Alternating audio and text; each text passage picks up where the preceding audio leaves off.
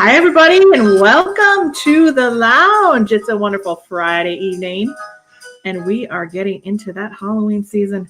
How are you guys doing tonight? I know Lori Matthews is doing well because she's letting us know it's a rainy night in Michigan and northern Michigan, patiently waiting for the lounge to begin. Well, Lori, you have gotten your wish. The lounge has begun, and I am very excited. As you can see, I have my bracelet on, the bracelets that I've been giving away.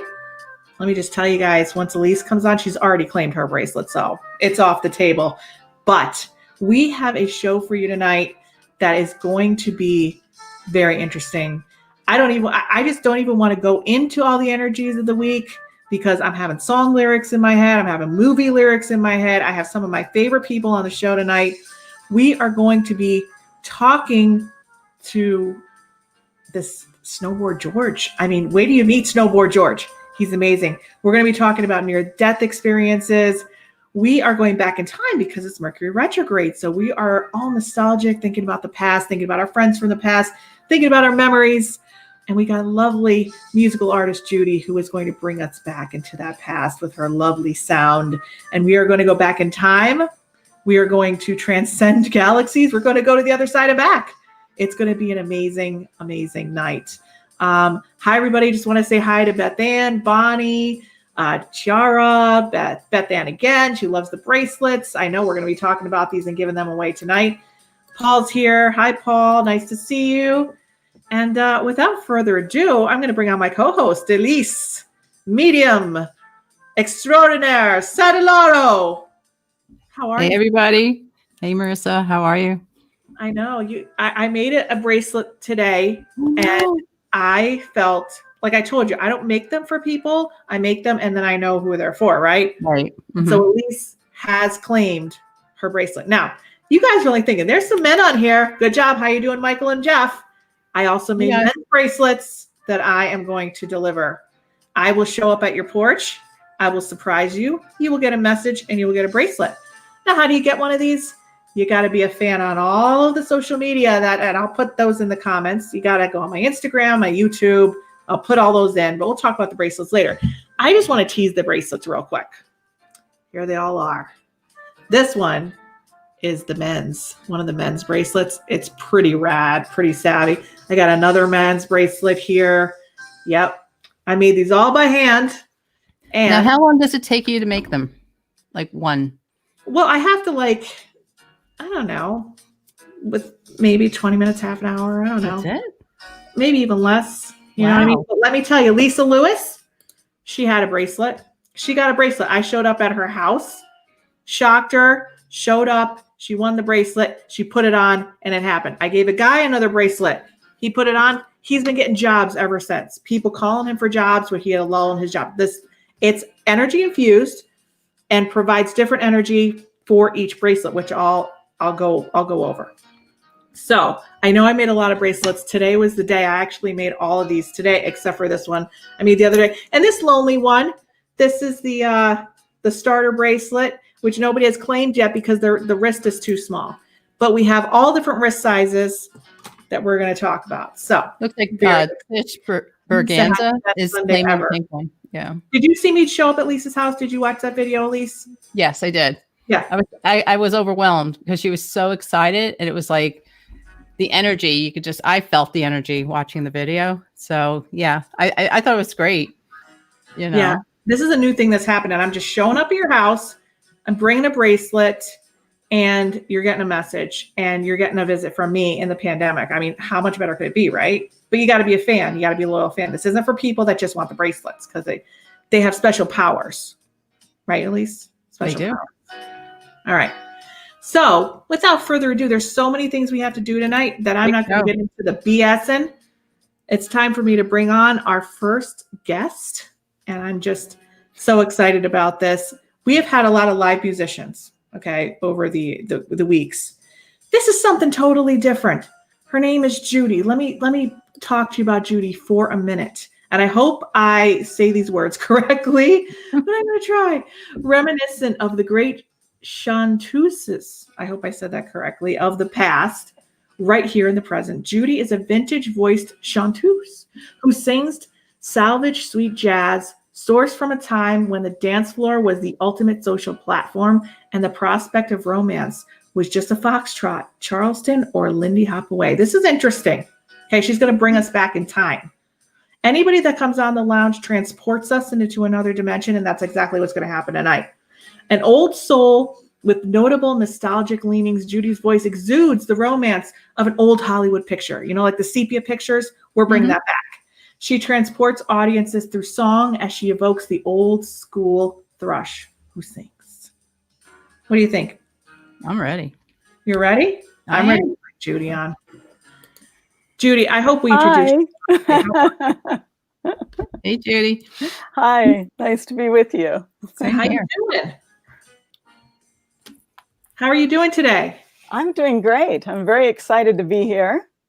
And we're excited to have I'm wondering if you would come out and deliver a bracelet to me in California.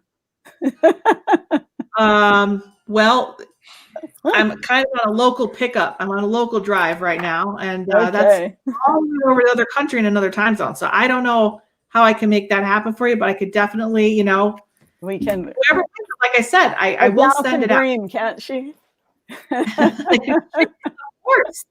Of course. So we are going to, before we get to your interview about your music and stuff, I want to have people experience you and experience what you do. Do you want to say anything about what we're going to be showing our lovely listeners about transporting them into another time with this song that you could deliver to us today? Sure. Well, this song that you're going to see, it's a music video for the song Stardust, which was written by Hoagie Carmichael and Mitchell Parrish. And it was originally written by Hoagie as an instrumental piece. And he wrote that in like 1927. And the lyrics weren't added to it until 2 years later. And when he first wrote it, it was really more of an up-tempo number. And he wrote it sort of to feel like a cornet solo, because he was very close friends with a musician who was considered one of the top musicians of the day, the jazz cornetist Bix Beiderbecke. So it kind of has this meandering line, like if you can hear the trumpet, even though my version doesn't have a trumpet in it or a cornet, you could hear the cornet just lyrically how it builds. But the song, the lyrics were written by Mitchell Parrish, and interestingly enough, he did not like the song when he heard it first, when it was brought to him as an up-tempo piece. And there was another musician of the era whose name was Isham Jones. And Isham was the first person who did an arrangement that was more of a ballad sort of arrangement. And then when it came out as, when Mitchell heard this arrangement, then he said, aha, it kind of sprung a light bulb for him. And he came up with this beautiful song. And the lyrics are very interesting because it's sort of like, it's a song about a song talking about the memory of this song that comes to mind. So listen for that. And it's a very wistful sort of song.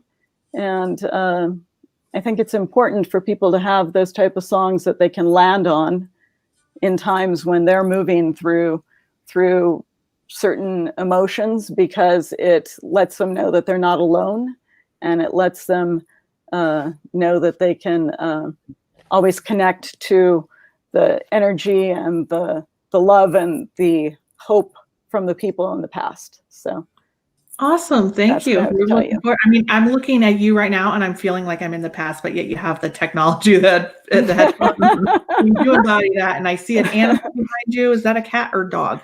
This is a dog. This is Winston. Aww. Winston. Okay, some cats are that big too, so you never know. Oh, I could see it's a dog. Oh, he's cute. He's a corgi. Very nice. All right. Well, this is the first time we are streaming a music video, so let's just hope that everything moves smoothly here. We're going to try to get this up and running properly. Let's cross our fingers. And this is from Judy, and this is Stardust.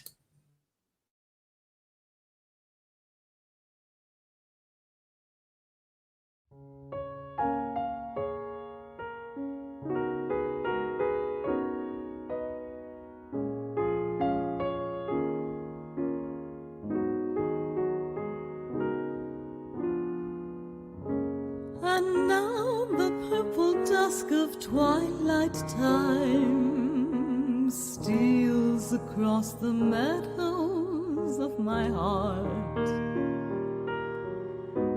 High up in the sky the little stars climb, always reminding me that we're apart. You wander down the lane and far away, leaving me a song that will not die. Love is now the stardust of yesterday, the music of the years gone by. Sometimes I wonder why I spend the lonely night dreaming of a song. The melody haunts my reverie, and I am once again with you. When our love was new, and each kiss an inspiration. But that was long ago. Now my consolation is in the stardust of a song. Beside a garden wall, when stars are bright, you are in my arms, a nightingale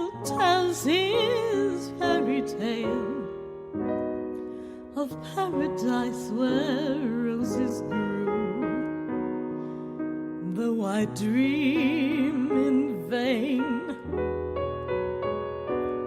in my heart it will remain, my stardust melody, the memory of love's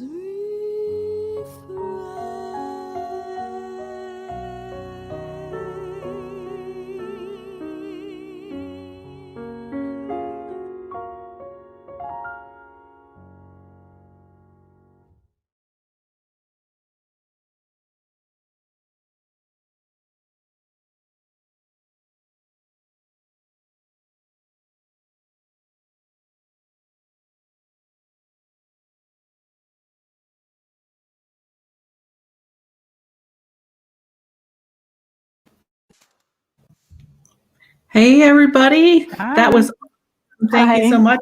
A lot of applause here going on. People loved Thank it. Chris is saying he has a sheepdog named Winston, so he's special.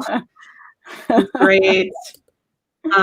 So that's awesome. So Elise, what did you think of that rendition? I kind of like the 30s and the 40s. I hear a reverb. Is that okay? I kind of like that era because it reminds me of my grandparents, because they played music like that on Sunday mornings while they're making their homemade sauce and dancing in the kitchen. So it just brought me back to my grandparents. It was very, very good. Thank you. Love your voice.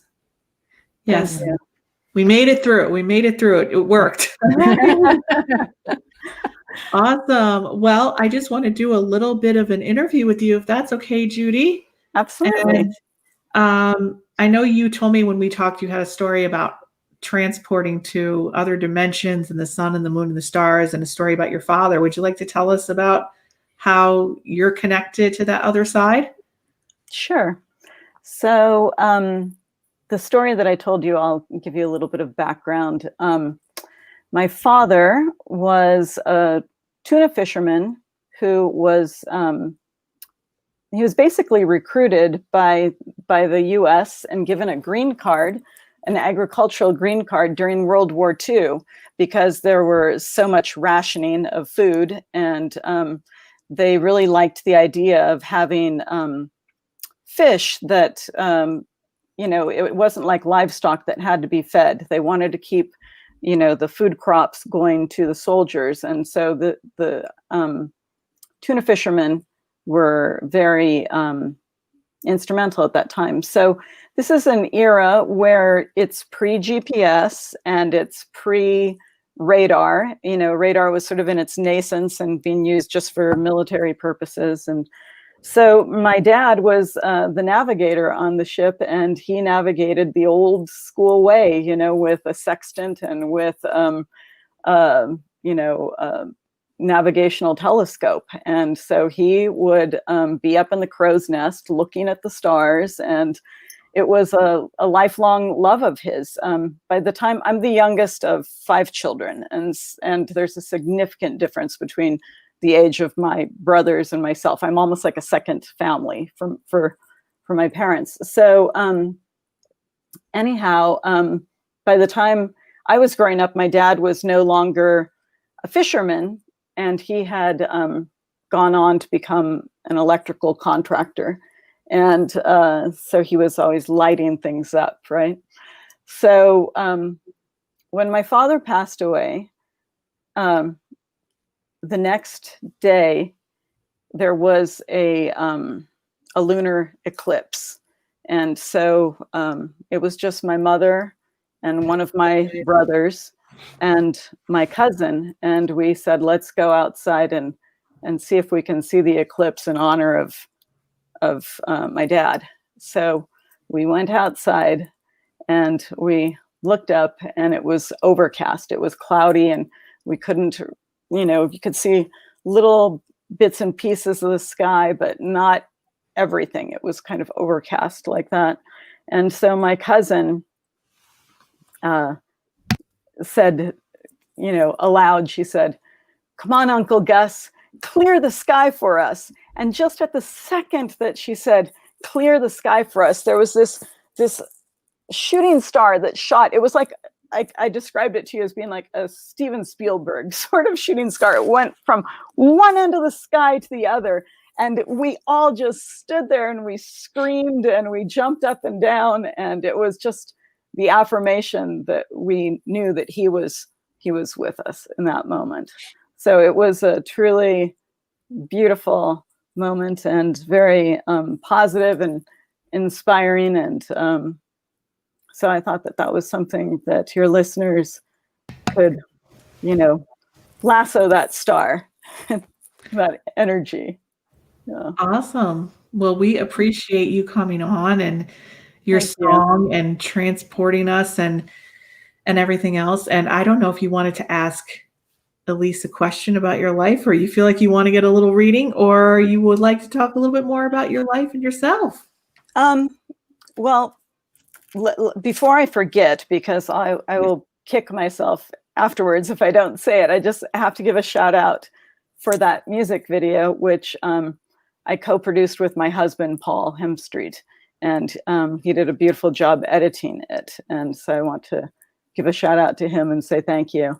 And then I also want to acknowledge my music producers, who are, they're two brothers, and their names are John Boswell, who is the pianist and the arranger for my music.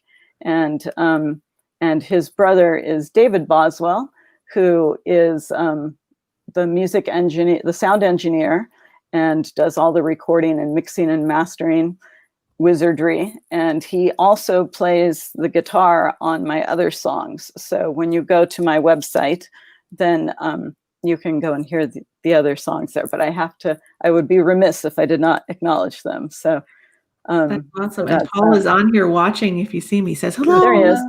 There he is.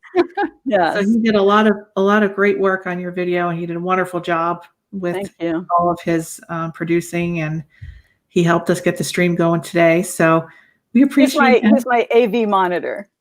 Yes. Yes. And is he psychic or intuitive, or does he have any intuitive abilities himself? I think, I think we're tuned in. I think we're pretty tuned in. It's, I don't know if you're familiar with Harmony Grove. No. Harmony Grove is an old spiritualist community in Escondido, and the man who married us was part of that community. So yes, I think we're tuned into that, and I think it's kind of a family trait, I think. So yeah, but anyhow, I don't know. I think I would just ask if you have any, I don't know if you're picking up anything for me, Elisa. Well, while I was listening to you discuss things before you even mentioned your father, I was noticing a pair of boots next to the bookcase there. So I don't know. I kind of had the inkling. No, to your right behind, there's the brown chair. A really tall set of boots are placed there. I was just getting the image of these pairs of boots, and they're kind of like with the buckles on them, and they're kind of like with the, I guess the, what are they called? I guess like the part that buckles into the buckle, and they're not leather, they're not rubber, they're like a combination. So I'm assuming they're waterproof, but that was like one focal point that I had while you were talking earlier. The other one was, I believe it's a grandmother figure behind you. She was kind of twirling her dress, but it looked like an apron, the old time aprons that like went around the neck and almost like the I Love Lucy. So I don't know if this is a grandmother or an aunt, possibly a mom, but it's a mother figure type coming through. And she's just blowing kisses. It's weird. Like she's just doing this. And she's doing this. So I don't know if she pinched your cheek a lot. I don't know if that makes sense. But I never met any of my grandmothers. They had already passed yeah, but away she's before I pinching was your born. cheek. So Yeah, she's pinching your cheek. That's what I'm getting behind you. As far as the cards, I was pulling a couple cards while you were speaking. I feel like you're coming full circle in what you need to do.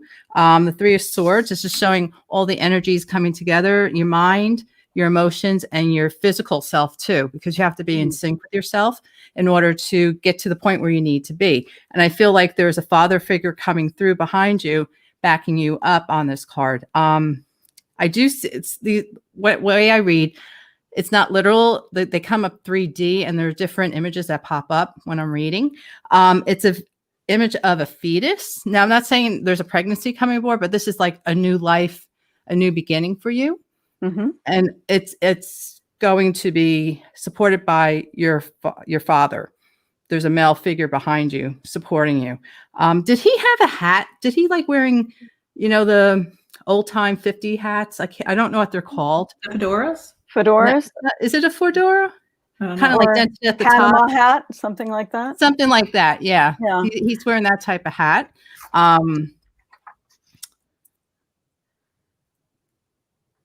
So your religious part of yourself, its spiritual part of yourself, is coming into terms with how you're handling your everyday life. I think you're figuring out how to mesh it. And I see like gold ahead of you. So I'm feeling like everything's going to be, at each step that you take, it's going to go to the next level of what you want to do. And there's an animal spirit behind you too. There's another animal in your house, and it's the animal that passed on. So you have one that bothers him on the chair. He sees them. I am a huge animal lover, and I think probably there's a whole menagerie waiting for me. And the name William is going to be significant for you in business. Okay. So got a Bill or William. I don't feel he's there now, but I see contracts around this person. So it could even be William, could be in the name of the company or in the logo, but there's William or Williams or last name Williams, but I get that very, very strongly for you.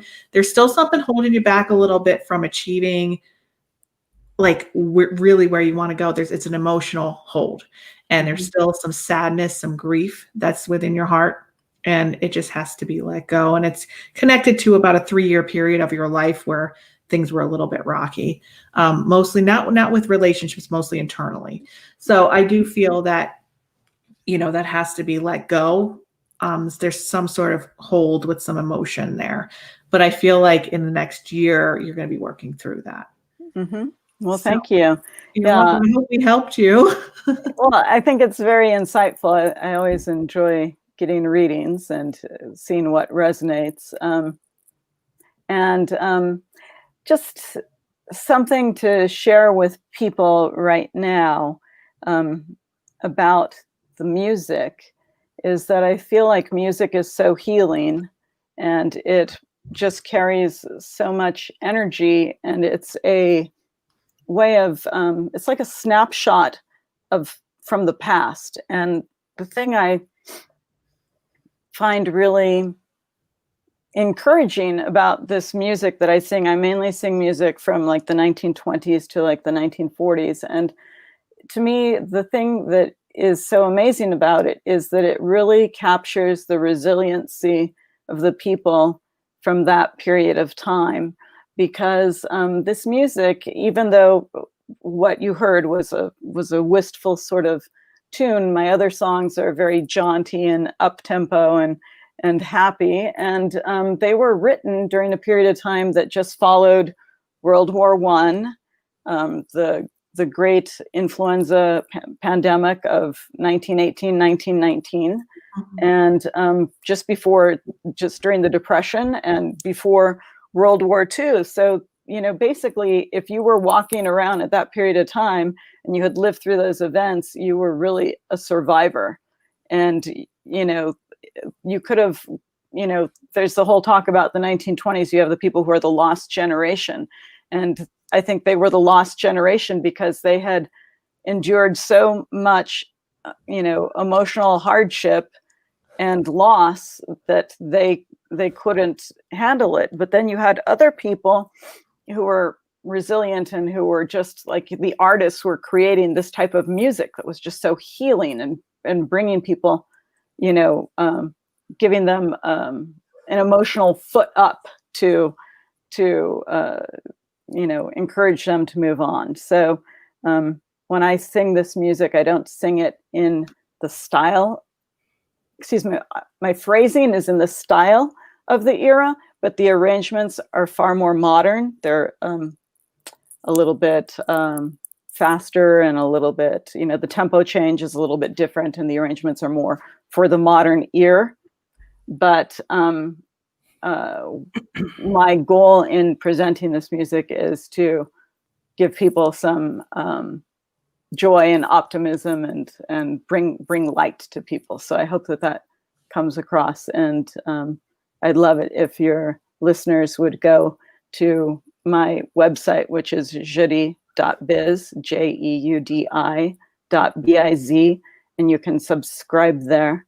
And then you can listen, because all of these songs that I'm doing right now, it's a part of a series called Love Outshines the Moon. And it's 16 plus songs, all of them about the sun, the moon, and the stars.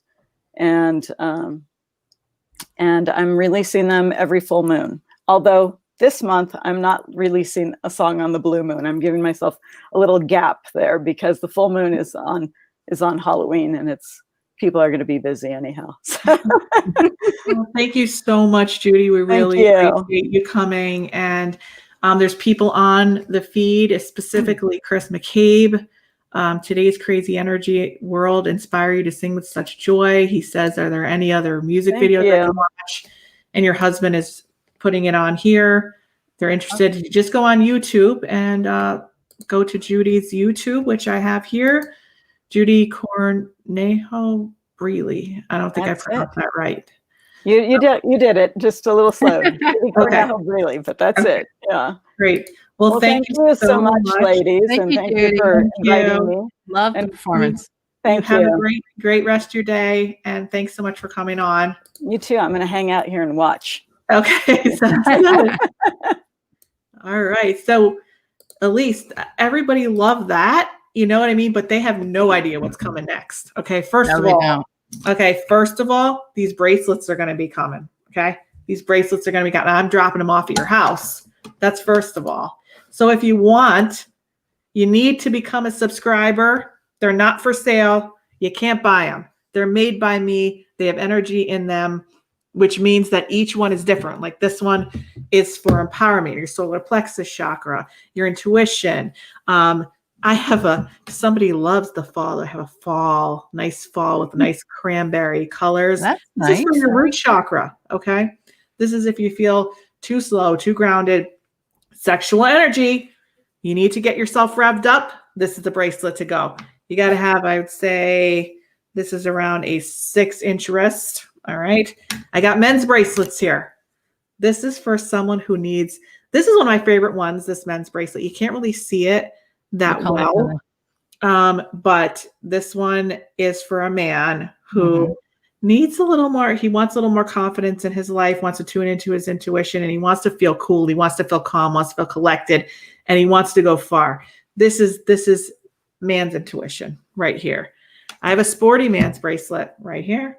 This one, I don't know. This one might be Colin George's name. I'm thinking he's drawn to this one. I think we'll have to see. Okay, we'll have to see. But I put it in the whatchamacallit, the subscribe. My Instagram, you gotta click that you like it. You gotta go on the YouTube connection beyond, subscribe, and share this show. Okay, then and be a fan. And it's part of going into the 5D dimension. That's why we need these bracelets. If you're doing the transformational work with me, I'm showing up at your house. I'm delivering it, and I'm delivering a message. So right now I can't get to California, but maybe someday I will. All right. So before we get anywhere else here, I got to put back on our lounge music. And Elise, we are going to bring on a man that I've been friends with for a very long time, Snowboard George. Hello, Hey, hello. George. Hey, Snowboard. how are you guys? Good. How are you? Good. Very well, very well. So George is from NEPA. He's from the Scranton area. That's right. And we skied when we were younger, teenagers. He was the only man on the mountain with a snowboard back at that time. Nobody snowboarded. Snowboard George did. He was doing tricks on the mountain, going down the Black Diamonds, snowboarding like a nut. He's still snowboarding. We had a lot of good times. But why is Snowboard George here? He's here for a reason, which is very interesting to all of you. Look, Chris McCabe, he's from Manuka. There he is. Now, Marianne says hello. Hello. And George is someone who has died multiple times and has come back. Okay, this is not a joke. This is what has happened to him. He has had it's hard to find people with actual near-death experience, and it's even harder to find people who have multiple ones. So I also, before I start talking to George, I want to introduce Stable Gina's back in the house. Yeah. Hey, Hey, Gina. Stable shows up whenever she wants. She says hi. She comments. She was the co-host of Intuitate Radio. She's got her knee out. You know how I feel about that. Gina. All right. There, it's Be Gina. away. Hi, Gina. So Gina's here. She is hanging out with us. She's having a good time. She's being part of the lounge. She's actually recording her new album, and she is in the middle of recording her album right now, right? Is that going to be, are you going to come on for a big release when it's happening? Are you going to let us know what's going on? Yeah. Yeah. I'll keep you in the loop. Keep me in the loop. All right. Awesome. Well, George. Yes. Okay. I'm going to put you in our big window here. If I can figure out. Here we go. We're all hanging out. There he is. Yeah. So, George, tell us about your first near-death experience. I know that was the first one that was kind of the strongest one from what I remember you telling me. Yeah, it was pretty crazy because it was like 2 years after it happened. I was on Facebook and you popped up, and then you ended up calling me at 1 o'clock in the morning to talk about it. I did. Yeah. Yeah. After you had your first near-death experience, I called you? Yeah, we talked on line, we reached out somehow together, and you ended up calling me at 1 in the morning. It was crazy. I got to bring Elise and Gina off for just a minute while I talk to you about this. All right, hold on. All right, George. Okay, so let me bring you over here so they could see it. So we talked about this near-death experience, and I called you, which I obviously don't remember, but I do remember having a lot of talks with you. I do remember, and I remember you telling me about it. So why don't you tell us how you died? What happened? It's weird because I forgot a lot of it, and I keep on getting back bits and pieces of it over time and hearing people and stuff like that. But I mean, the basic story of what happened was I wasn't feeling good. I had a cold. I was taking some NyQuil. The doctors put me on some antibiotics. A couple of days later, I was feeling good. My friends called me hey, we just had the blizzard of 1996 in January. And they're like, hey, we're going to go to the mall. Let's go. And we loaded in the car. We went to the mall. I guess everything was good. And next thing I remember was 3 days later, waking up in the hospital and my brother sitting next to me saying, yo, you died. And I'm like, no way. And he's like, look at your chest. And it was just burn marks from the paddles. And I guess from when I died to when I woke up, I was in and out of consciousness. And one of the things was, hey, I just saw Aunt Bobby. She said it's not my time to go back. But I wasn't even awake, they said. And things I can remember were her floating in a chair. It was a total black realm. No bright light, no glorious thing. It was just her just floating in a chair saying it's not my time. And that was really it as far as that goes. Ended up having a couple more heart attacks and heart issues because of malfunctioning equipment that flatlined me numerous times over the years. And it was just crazy times. Yeah, and I remember you telling me about the chair. Like, did you say it was the tunnel? Like, did you see the tunnel? Were you in It the was tunnel? like it was like a tunnel, yeah. Yeah. And your grandmother floated to you on. It was her favorite chair, right? It was the one that you remembered her on. Yeah, my great aunt. And she spoke to you and said you have to go back. Yeah. Not your time. And then Nope. I hear this a lot. I've done a lot of research on near-death experiences, and a lot of times when it's not people, this is, you know, one of their favorite relatives comes, they say it's not your time, you have to go back. Yeah.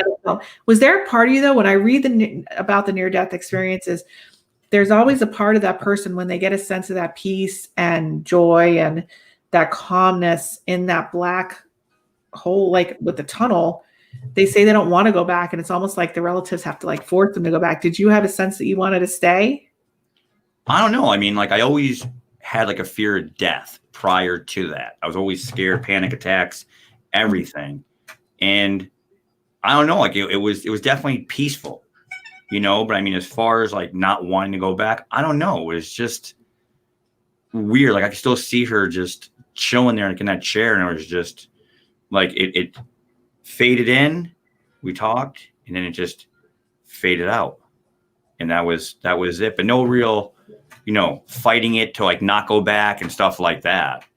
You know, again, So I you guess didn't see like past the tunnel on that first one? no, like I said, there was no bright lights, nothing like that. Yeah. Nothing. And then did you have a second one too? I flatlined again. That was 4 years after that. And that one was just a quick one. Woke up to my dad giving me CPR, and he's like, "Oh, we got him back." Yeah, and then so you jumped right back in your body that time. yeah. Then the next one was less than 20 hours after that one was 3 more times. So you're meant to be here. You're not supposed to be on the other Yeah, side. I don't know if I'm a cat or what's going on, but apparently I got some mission to fulfill that I don't know what is going on. But I know like I'm definitely a crux into the yeah, I'm definitely a crux in like the world around me, because I just feel sometimes like, hey, I don't think I'm supposed to be here, but I am. But I know I'm goofing stuff up for people around me, if that makes sense, because it's just weird. Are you aware of your timelines? Yeah, I mean, I am, yeah. But it just feels like, you know, you're going to be here until. Do you have a sense of how long you're going to be here? No, none. All I know is I'm supposed to do something. That's all I keep on feeling lately, is I have to do something, especially the last, what's it been now? It's been 16 months, 18 months. Like something crazy happened to me. And yeah, I mean, it's just really weird in general. I can't really say too much about it, unfortunately. Yeah. But I basically had like a huge awakening, and I was not like at death's door, but I woke up Father's Day last year, and I was just like, hey, I need to be the strongest I've ever been and be here now. And life has been amazing since. It's weird. Wow. Yeah, it feels like. Now, are you afraid of dying now, or has that gone away since you've had all these experiences? And like, are you having the panic attacks, or are you, now that you saw your grandmother? And well, I mean, I still have panic attacks. I mean, that and like the PTSD from like all the shocks, because besides the first time dying and flatlining, the rest were, I guess you want to say, induced, because they couldn't figure out why I died at first. The first time at 1/26/1996 at 8:30 p.m. They could never figure out why. They got me back. They got me to the ambulance. I died again, like on like in the ambulance. They shocked me again. So they stuck a defibrillator in me. And over those years, the defibrillators kept on malfunctioning. So I kept on getting basically like the movie like Flatliners, like shocked, uncontrollable until I died. Then I got shocked again to be brought back. Yeah. So you have a lot of stuff that happened to you that your body is remembering. Oh God, yeah. I mean, the flashbacks are insane. Phantom shocks. But like the intuitiveness and like the weird like spiritual stuff definitely got a lot more magnified since then, which has been pretty cool, especially like since I had like what happened like a year and a half ago, like happen. My daughter and me and like a couple other people, like I could feel like when they cry, I can know like when something's wrong. I mean, it's just weird stuff. Like my daughter will call me and be like, "Did you know I was crying last night?" I'm like, "Yep," at 11 o'clock. I'm like, and like she doesn't answer her phone. I'm like, "What's going on?" Like, I know something's up with you. Talk to me. And she'll call me. She's like, "I know what's going on. I know you know what's going on." Yeah, I hear that a lot also from doing the research with the NDEs, is that people come back with magnified spiritual gifts. Yeah. Like magnified intuition, magnified, like this psychic premonitions, prophecy. How is that? Is that like a blessing or a curse at this point for you?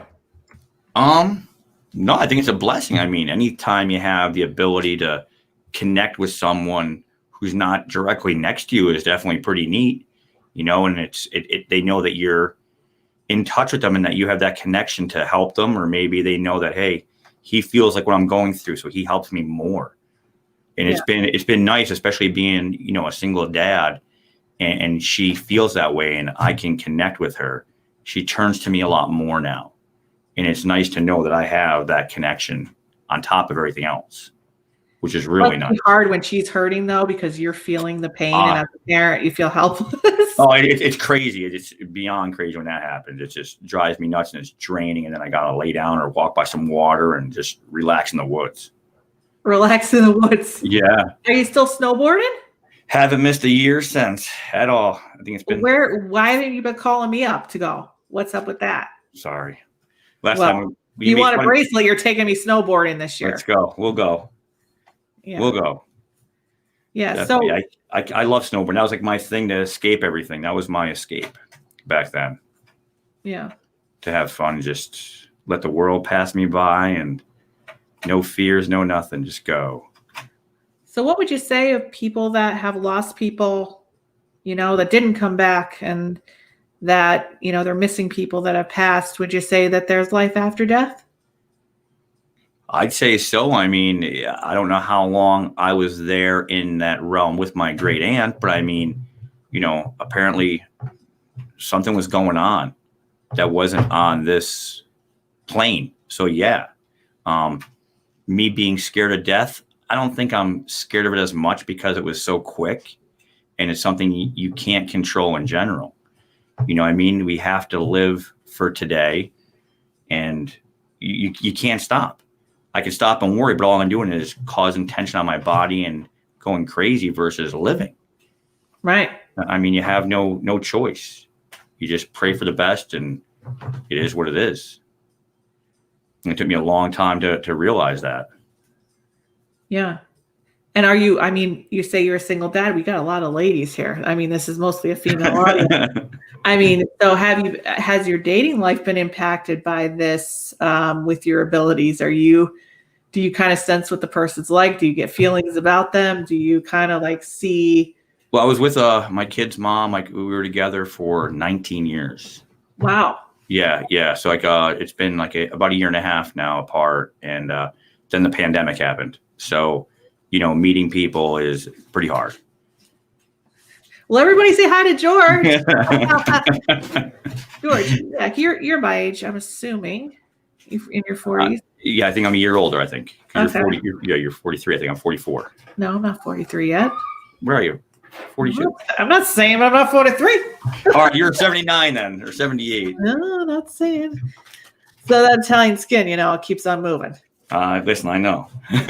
Well, let's bring on our lovely guest here, because I'm sure people are going to have some questions. And if anybody has any questions for George, what do you guys think? Do you think George deserves a bracelet? I think he deserves a bracelet. I think you need protection moving forward. I think you need magic. Are you drawn to this one, George? Are you drawn to this one? I like that one. I like that one in the fall one. The fall one was nice. The fall one is more for it's not going to fit your wrist. Wow. I got big wrist. I got big wrist now. Yeah, that's for like a person with like a 6-inch wrist, and I'm sure you have a man size wrist. Yes, I do. So see this yellow here? This is for your empowerment. This is for your solar plexus. This is coming back into your power and standing up for yourself and your beliefs and coming back into your true power, not where you have to defend yourself, not where you have to always protect yourself, but your true power is coming back because someone took your power for a while. Okay. Oh, I know they did. Okay. So this is to bring you back in that power, and this is going to protect you from. This is like almost looks like a flat line, right? But it's going to protect you. This is like a lightning rod here. It's almost like giving you that energy back into your body. And this is for your intuition. It's got the light blue and the dark blue. So it's the intuition, but it's also the dark of the protection against the negative energy. Awesome. So you have this is for you to balance the intuition, but also to stay here for a while. So I'm going to drop this off and done more. All right. And this is for you, George. Awesome. I think you deserve a bracelet because you died so many times. I think you deserve a gift. Well, I get a prize for dying. You do. You get a prize for dying and a prize for living. All right. Well, let's bring on our lovely guests here. How you guys doing? Good. I'm like so like amazed of what you've been through. And it's funny because you were talking about if his intuition was heightened at all, like sense of knowing was magnified. And I was thinking, how was that occurring for you? Was it more intense? So it's just amazing. Do you have dreams? Oh, are they more empathy?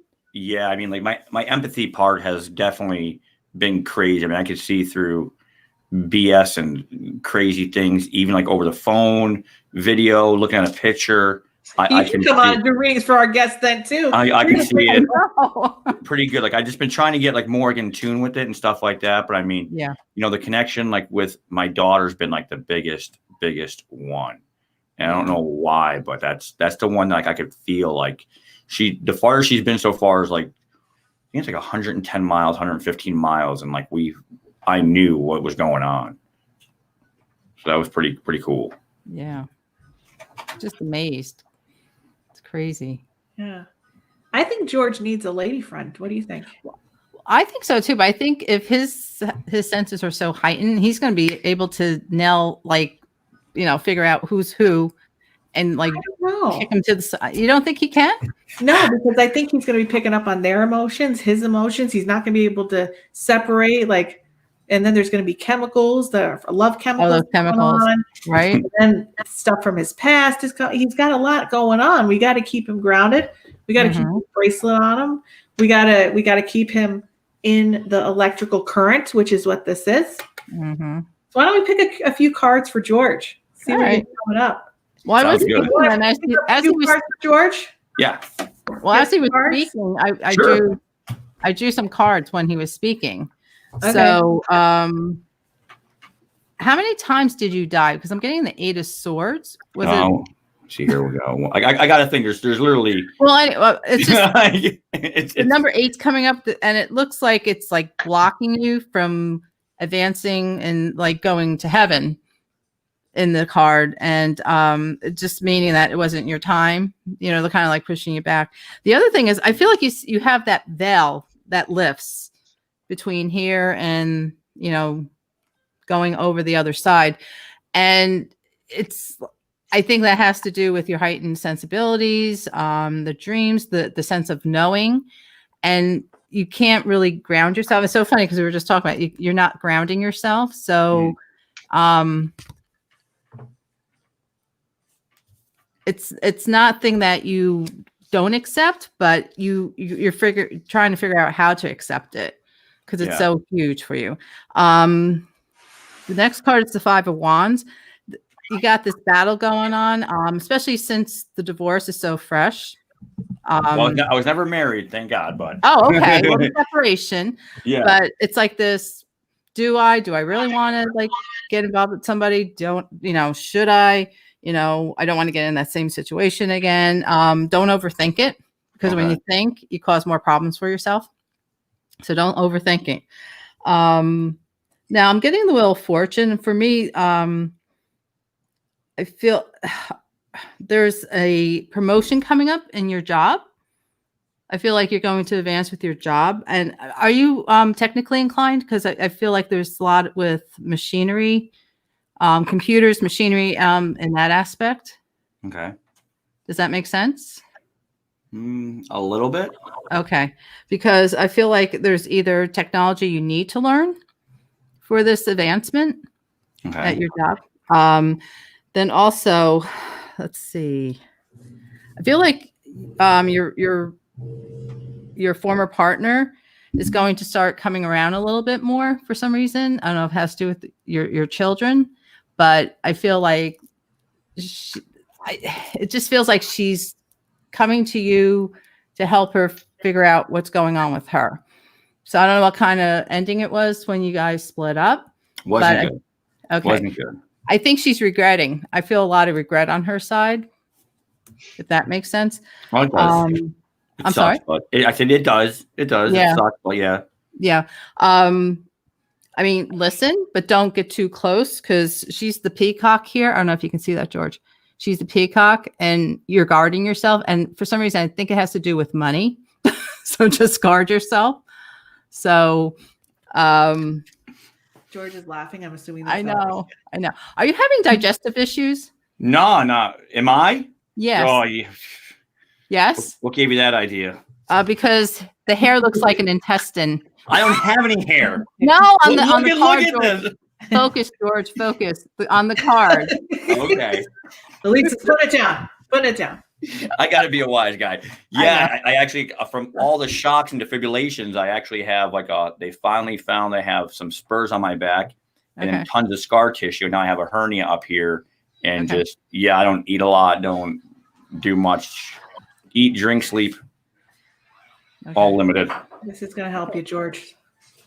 I need it. Yeah, it's magical. When people put it on, it's I'm telling you. Yeah.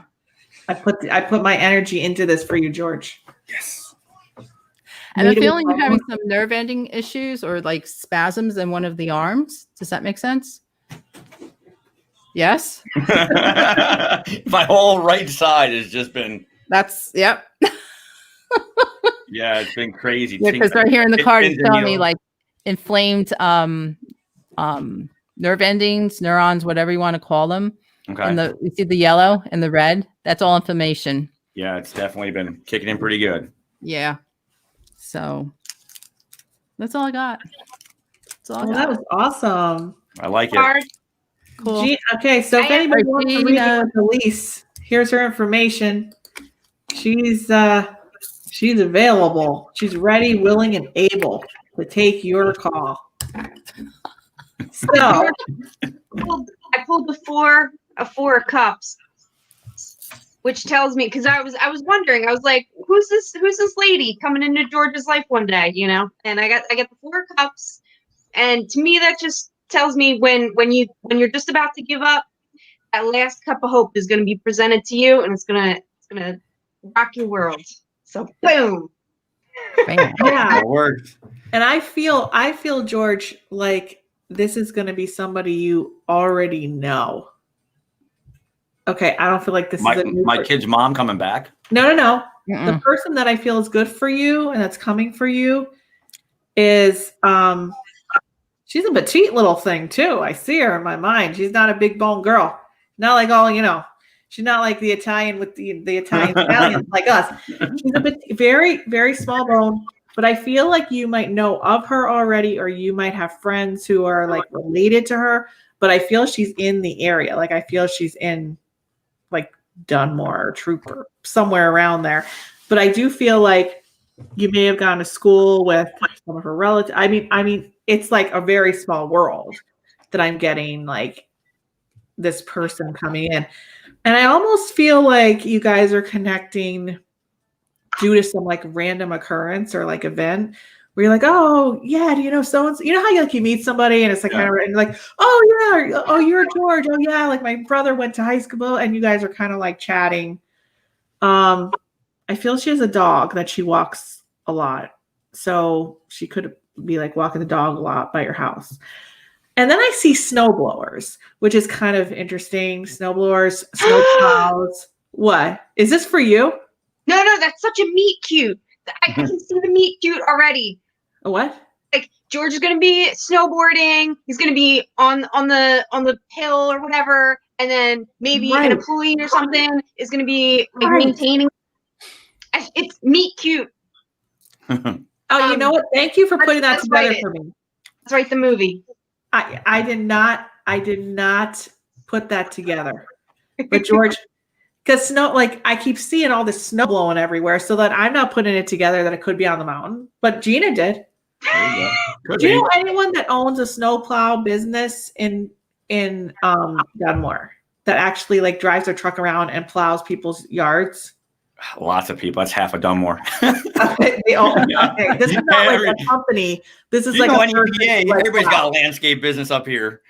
Yeah, well, something about maybe it's in the winter time. This could be happening. I don't know. No, it's I see a truck with a plow, and it's not like a company. It's like a person who runs around and does people's driveways. That's some sort of connection. All right. I get a lot of random stuff, and I'm getting the name Steve too. So I don't know if you know a Steve, but it could be this girl could be connected to a guy named Steve. All right. Yeah. I'll have to keep a lookout now. Unless anybody here in our audience wants to date George, please raise your hand, your eyes, your skirts, whatever you want to raise. Let them see it. Never mind. I just say stuff that's so weird. I don't really mean that. This is comic relief. Like I just say stuff and then it's really offensive and I have no idea why I say it. But I'm really not thinking like, oh yeah, go and show me boobs. Right? I'm not thinking that. You know, that's why we love you. That's you know, I just say stuff. Yeah. Yeah. See, people they laugh. See, somebody's giving me a little laugh. Mike Ruff's like, what? What? Oh, Michael, you know me by now. You know I say weird stuff all the time. Yeah. So, yeah. I have a Sagittarius. What do I have? My Mercury in Sagittarius for my chart. It means I just blurt stuff out and it's bizarre, but it really doesn't mean anything. Like in terms of how I feel, it just sounds really weird. Like today, I was asking everybody, like I'm bringing up like Grease quotes, like Danny Zuko quotes, and nobody knows what I'm talking about. I'm like, hey, I don't even know what the quote was. I forgot. Rocking and rolling and whatnot. Oh, yeah, you know how it is, rocking and rolling and whatnot. And it just came to my mind, like, aren't you the Danny Zuko I met at the beach? Well, I do not know. Maybe there's two of us or something. You might want to look it up in the yellow pages. Yeah. I mean, have a job like this where you talk to people's dead relatives for 20 years. Okay. That's what I'm saying. At least you take the readings because I'm like retired at this point. I mean, you do it full time for 20 years. You deal with people's anger, their grief. That you wouldn't believe. People tell me more than they tell their therapists. They tell me more than they tell their priests. They tell me more than they tell their best friends.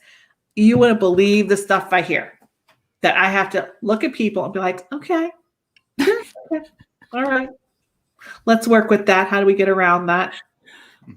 Yeah, you wouldn't believe what I have. So I have to have some sort of like relief from that. And that means I have to be weird. It just, I have to laugh because my job is way too serious. You know what I mean?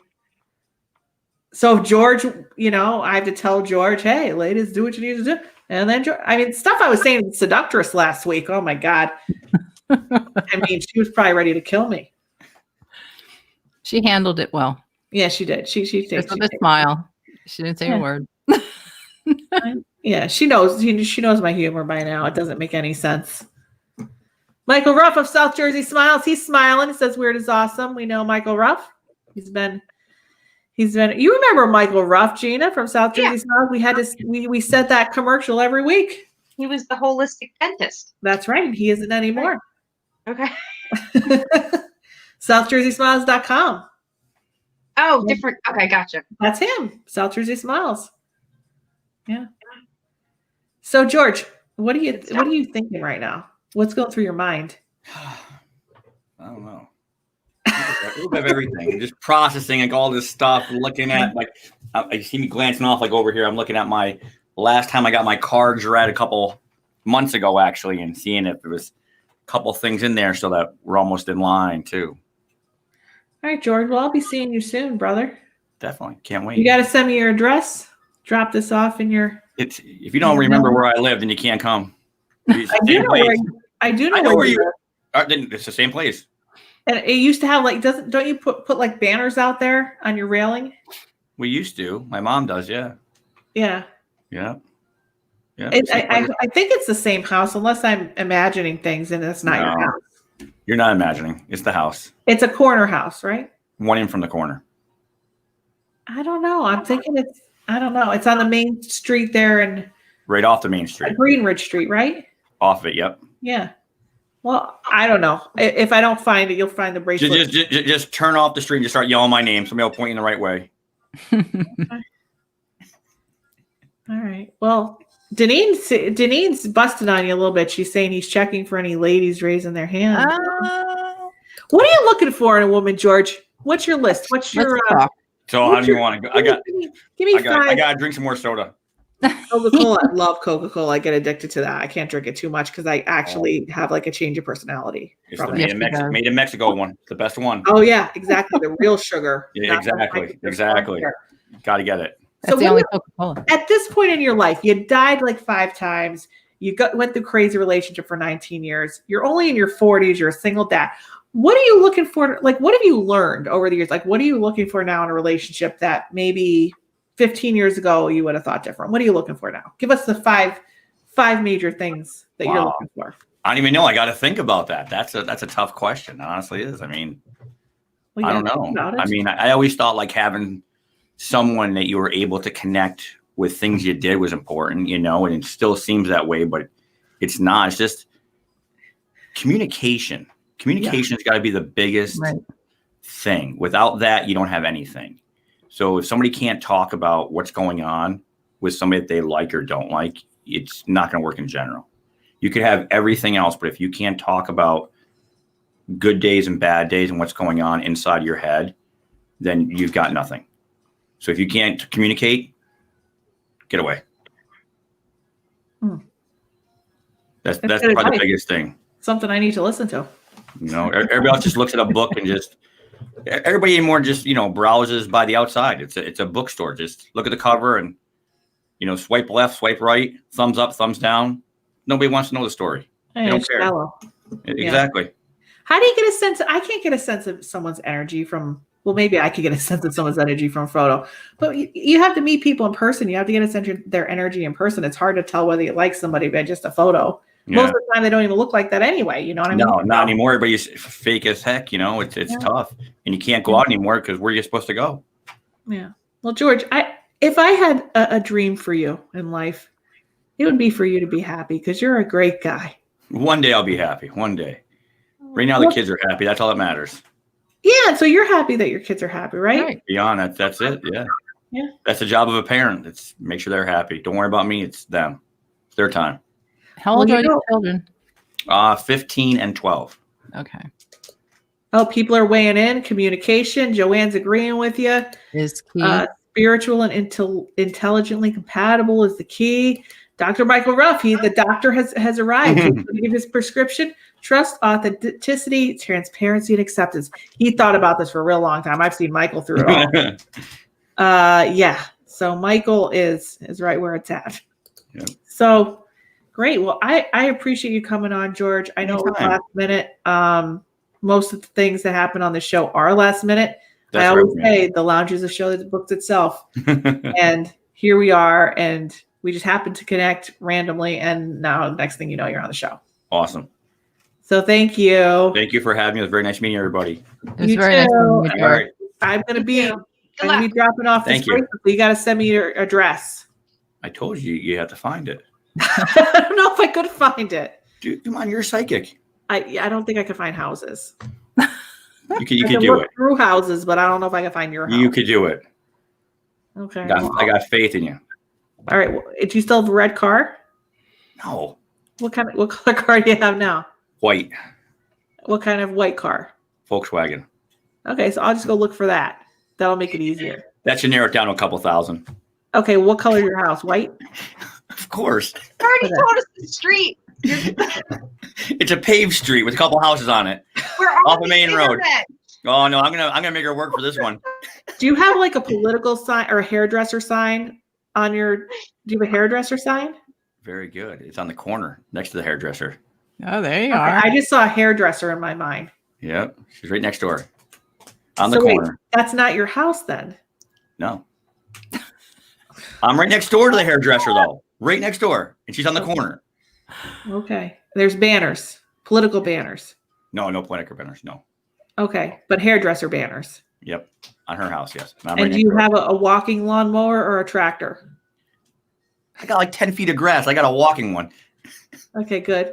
And do you have any construction cones? No, but I could put some out. Okay. I'd like those to be put there. All right. And will you wear a tool belt when I stop by? Listen, the last time I wore an outfit around you, you laughed at me because I was getting ready for a competition. What? Yeah. You remember How that? come I have no memories of this. Wow. Because that's when everything happened. That was right before everything happened to you. Wait a second. Wait a second. Back the milk truck up, beep, beep, beep. What? What? Dude, I got stories What are like you no talking other. about? We'll have to say it for another show. Wait, George. You're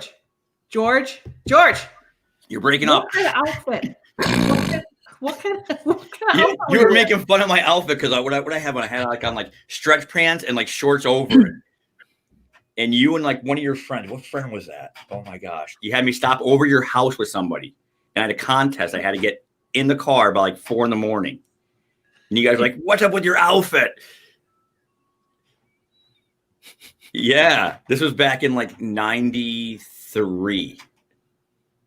And you stopped at my house at 4 a.m. with the weird No, outfit? it was like 1 o'clock.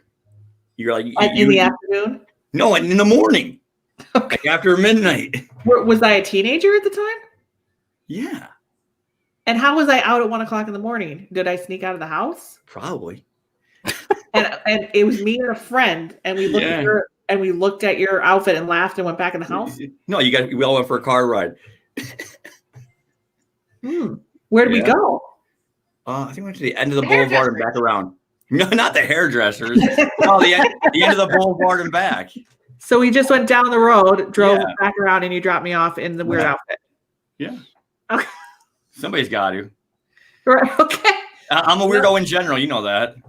Yeah. Well, I'm glad to know that we had a ride in a car. And I remember all of the times skiing, but I don't know if I remember this outfit. Do you have this outfit still? I might. I'll have to go look. Okay. That'd be cool. Do you eat Burger King a lot? Once in a while. Yeah. What do you eat there? Whoppers. Yeah. Yeah. I know. I could smell it. Not on me. Hey, give me a Whopper.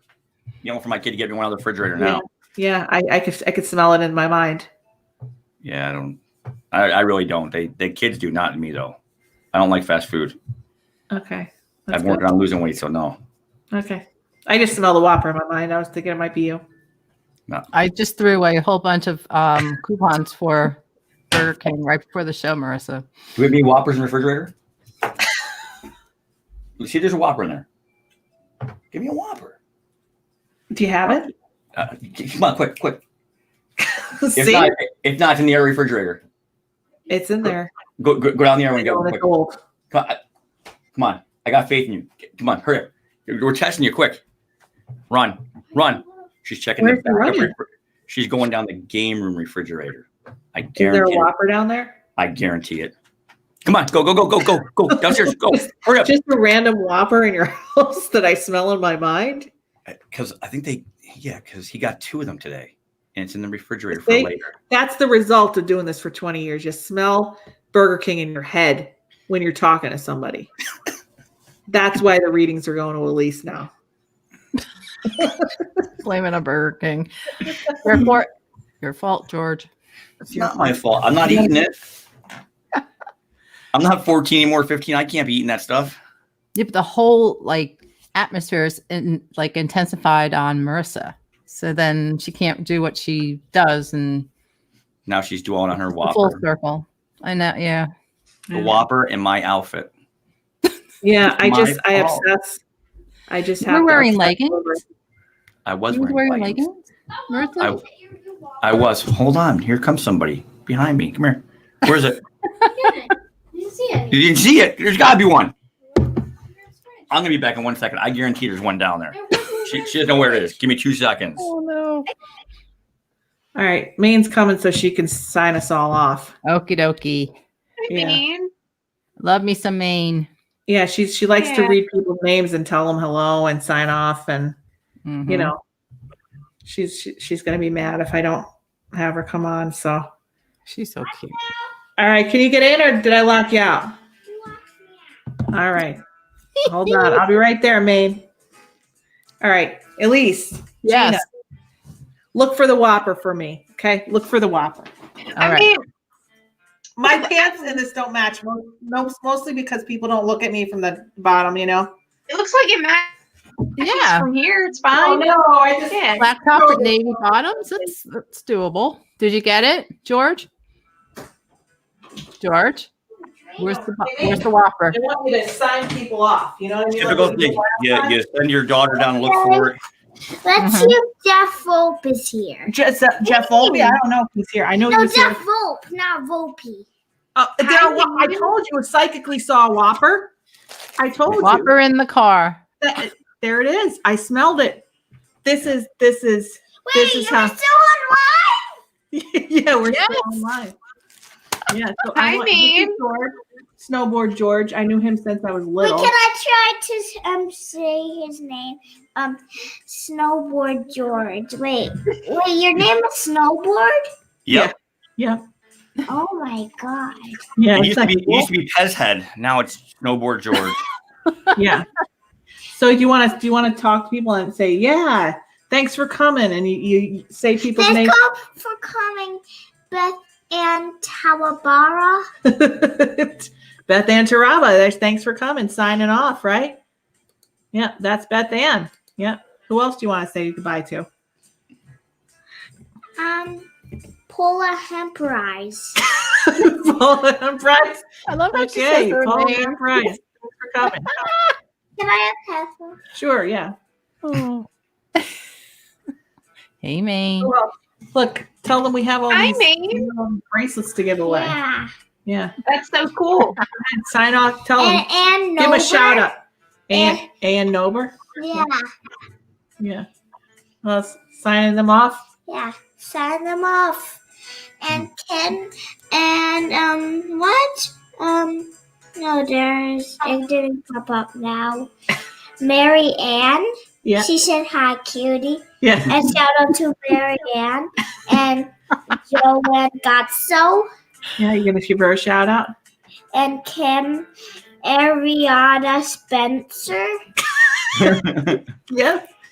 and Deneen Gotso Savage. And look, Lisa Hello. Lucas says hi, Maine. She knows the R. Wait, really? I don't know her. Yeah, she knows you. Really? Yeah. Okay. Yeah. Can you search up? Wait, are you looking for Jeff Volpe? Yeah, Jeff Volpe. Yeah, I think he was on in the beginning. He's not here anymore. There he is. I don't think he's there here anymore. Jeff Volpe. Yeah. All right, say goodbye to everybody. Thanks for coming. Say thanks for coming. Carol Nazaga. Say thanks for coming. Thanks for coming. Thanks for coming. And Night, Maine. Good Nice. night. No, Stephanie Shandander. Yes. So if you hear your name, kind of, that's Maine signing you off. All right. Thank you. Bye. Good night, everyone. Bye. Good night. Nice And meeting you, my George. mom You and- too. Thank you. How many YouTubers does she have? Because please subscribe because I'm too cute. Please listen to me because I'm too cute to not listen to. Subscribe to her. I love it. Yes. You are too cute. Instagram, right? Yeah, and like this video because I'm too cute. Because you need to listen to me because I'm too cute. All right. That's good. All right, Good, Maine. good sales pitch, Maine. All right. All right, Thanks, everybody. Have a great weekend. We'll Good see you. night, We'll see you. Paula Hemprise Good night, Paula Humphreys. Good night, see you. Paula. Thanks so and much. Nober. Yep, Ann Nober. She's here all the time. I thought Ann Nober was a boy name. No, that's a girl. Oh. Yeah. Kim And Marisa Spencer. Seriously, I Precious, she's adorable. And Bonnie Finkelizden and Martin. Yes. All right. Thanks, guys. You have a All great right, everybody. Good night. Bye. Press that button. Okay. We'll end it.